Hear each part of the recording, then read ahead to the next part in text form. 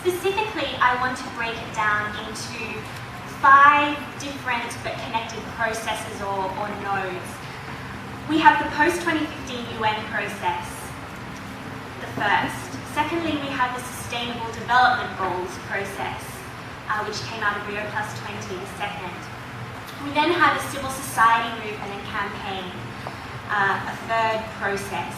We then have the global conversation, which is trying to engage with a range of different people, largely through social media and online platforms at the moment. And then finally, fifthly, we have the research or analytical component. So to start with the post-2015 UN process, as most of us probably know, the UN Secretary General has announced the high-level panel on the post-2015 development agenda.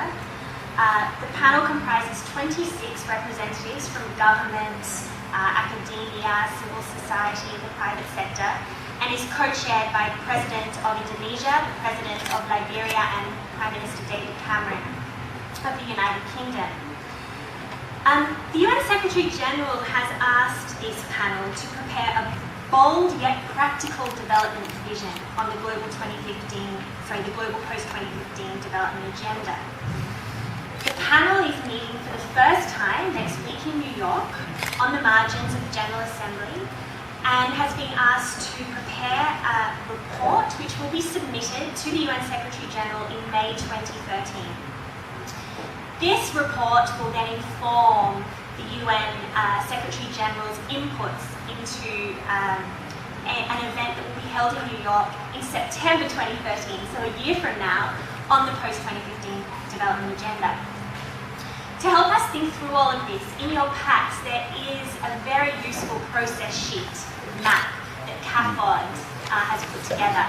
So you will find that useful as we talk through this over the next couple of days. So we have the UN high-level panel process within the UN.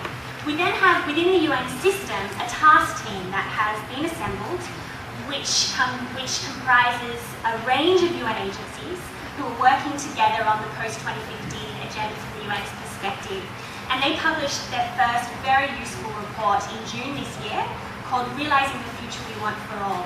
And I really recommend that to all of you. This UN task team is also putting together a range of thematic analyses around, for example, education, inequities, health, and that's available on the UN site. The UN is also organising 50 country-level consultations in developing countries and a range of thematic consultations on issues ranging from inequities to food security, to conflict and fragility to health,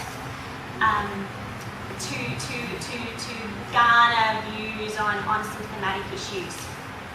And as we've already heard this morning, the first was held in May in Tokyo around growth, productive capacities and jobs.